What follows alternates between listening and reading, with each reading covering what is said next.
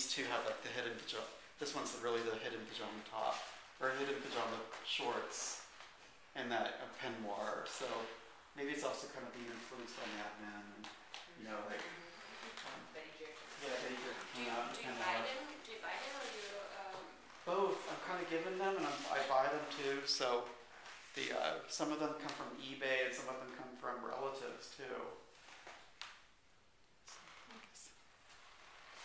But if you guys want to see, on your way out tonight, I have to bring them in still, but they're all how they are made, I kind of lean them out and leave them out in as much sunlight as possible. Some of you are in comments, you already seen them out there. So.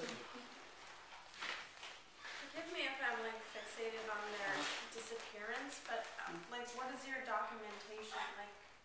Do you document them fading, or how do you capture them, if at all, as they disappear? There's suggestions of 2 projects because of them fading, and when Tom Reed Dodge was here last month, he kind of we both kind of came upon this from different avenues, but he suggested, speeding up the experience of them disappearing for the viewers. So there's this possibility of it fading away while they're watching it, and then you could do that with video, or still photos, stop action kind of thing, or work with a really fugitive pigment that will actually disappear over a couple days, or increase the light source in that gallery space so that would accelerate it. So I do just document them in still photos right now, but I do want to kind of create that experience for someone that can sort of experience the loss. It would be a really great part of the viewing process. Have you seen any of them really fade? The ones they've done? What are they fading to? Like a really muted tan or mauve color. It's like a what's their basic earth pigment? Ochre? Like a really faded ochre kind of color. But they still pop out from the ground a little bit. But the color really is what gives them some of their contrast.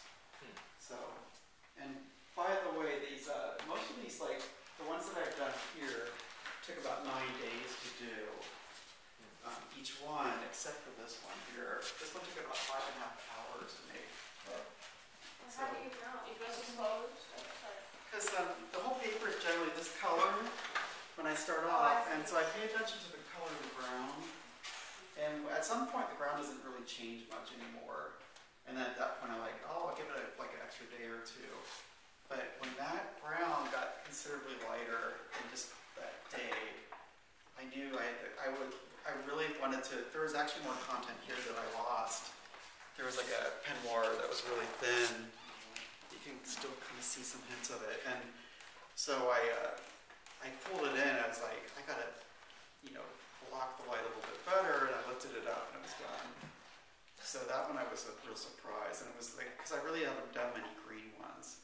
I've done a cut grass one, and the cut grass one I actually made this poultice out of the grass, and I hammered it into the paper, and it retained all those grass blades.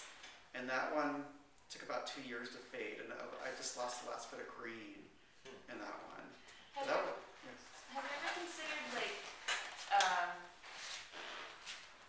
having the original and then making screen prints from the original?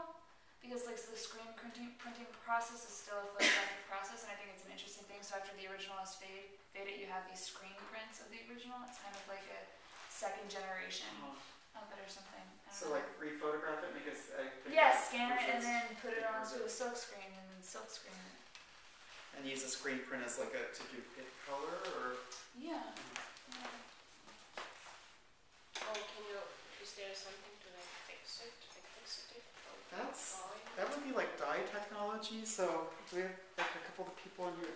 There's a couple of the artists here. Talk to Peg, because she did dyeing in the 70s. She was saying for textiles. Yeah. So there's these things called mordants, which help dyes adhere to the fabric threads a lot better. So it's one of the reasons why you can go out in the grass and get grass stains in your jeans and then get a stain remover and take them out because they're really not bound to the fabric. But if you take a mordant, that really kind of attaches it. So it's possible that I can, one of the things I suspect is happening with these pigments is that it's not just light that's degrading them, but it's also moisture. And so I think that, if I use a mordant after the fact, it might actually allow it to live a little bit longer, but I think light is kind of the primary agent of change.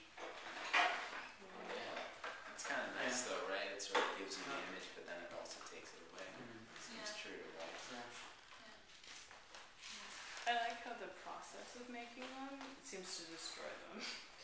Like you begin the destruction process yourself when you begin them, and like they have such a born on date. I kind of don't want you to do anything to your process that changes that. Yeah, I enjoy that. Are they interesting at all when they're dead? Like, there's Yeah, no life left in them. for me, I think there's the very first one that I lost was some parts of the country you have pokeweed. I don't know where you guys are at all. Each city has its own sort of undesired plants growing up, and pokeweed is grown in the South and the Midwest, and I've even seen it in Boston. And that's a really good dye. It makes a berry that's extremely magenta, and it's so easy to work with. The first time I used it, I diluted it with water because I didn't have enough of the berries, and the water was the big catalyst for breaking it down. Hence that idea of water is a big agent in this.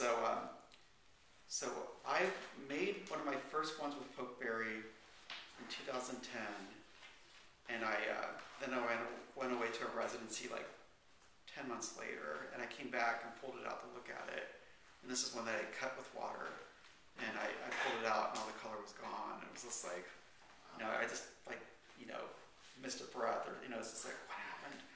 And I knew it was going to fade, but I didn't expect, if the color was there, and then 2 months later I came back and it was gone. So I guess the only real problem would be that if you sent some images to a gallery and they're like, yeah, you're made a show in 6 months. Yeah. No, if I keep these if I don't do anything, shortcuts like the water, trying to stretch it out, they're good. So I have these, I have some examples from this residency in Boston in 2011 that still look good. So it was just that pokeberry and the grass ones tend to be a little bit problematic.